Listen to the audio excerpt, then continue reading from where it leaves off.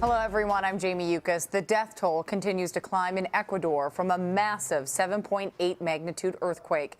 It left more than 200 people dead and more than 1,500 injured. The deadly quake is the strongest to hit the South American country in more than 30 years. The country has mobilized 10,000 troops and almost 5,000 policemen to the affected areas. However, authorities are warning that landslides are making it even more difficult for rescue workers to reach towns hit hardest. Brian Bayer is from Pittsburgh originally and is in Duran, Ecuador, which is about 200 miles south of the earthquake's epicenter. Brian, thank you so much for joining us. Can you describe for us what you experienced? Yeah, it started last night as a slight tremor, which is pretty common here, actually. So nobody was very nervous. I got my shoes. I started to leave the building, but by the time I had untied my first shoe, the building was shaking violently. I ran down the hall. I lost both of my shoes. And by the time I got outside of the building, it had sustained serious structural damage. The hospital next door also was pretty damaged. And I think it was a terrifying experience for everyone in this city. And like you said, we were 200 miles away from the epicenter. So I can only imagine the trauma that they must have experienced up there. Well, that's Brian. We're looking at pictures now just coming in of some of the destruction that happened. Can you talk about what the buildings are like there? I was reading reports. Oh, and these are your pictures that you sent to us right now that we're showing. And as you said, 200 miles away. Can you talk about the construction of buildings? I was reading a little bit earlier just on, some of the construction standards in that country aren't quite what we have here in the United States, if at all. Right. There's a lot of ways that Ecuador has masked the fact that it is a developing country, but it's in moments like this that it's very evident that it's still very much what we used to call a third world country. And I think as far as the construction standards go, whatever they can afford to not invest in, if that makes sense, yeah, they choose not to. So I believe you mentioned it's been over 30 years. 1979 was the last high magnitude earthquake that this country has experienced. So it wasn't a precaution that most architects and engineers even recommend. And it's certainly not something that developers will invest in.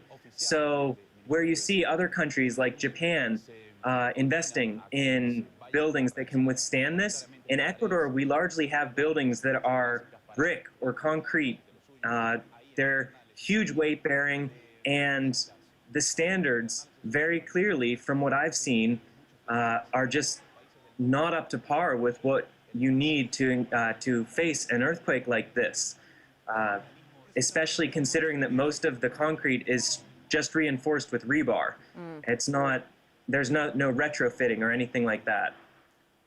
Wow. Obviously, we have you on Skype right now. You're able to get communication out to family members and friends and people of that nature. But can you talk about the communication systems or what the conditions are like today that you've encountered? Yes. Today, it seems that the country has, at least the communication networks have pretty much rebounded.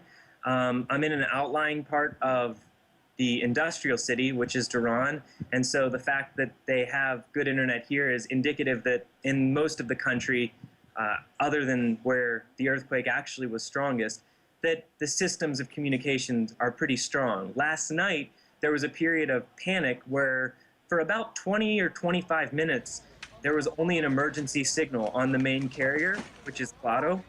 And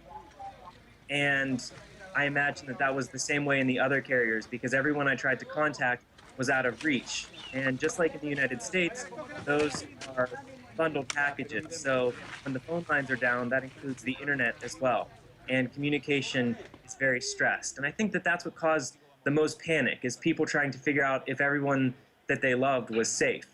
And so there was a period of about half an hour where that was a serious question for a lot of us. You know, we've been reading that there are 10,000 troops that have been mobilized now to go to these areas most affected. You're 200 miles away, as we said, from the epicenter, from the strongest point. You saw very bad conditions in your area. Have they told you to stay put or to come help out, maybe in some of these worse areas? What are people being told?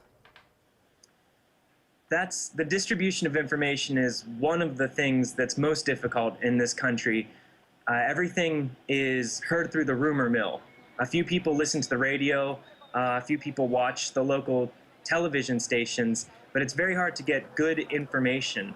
And the most that I've heard is that if you found a safe place to stay, then they're encouraging everyone to stay there.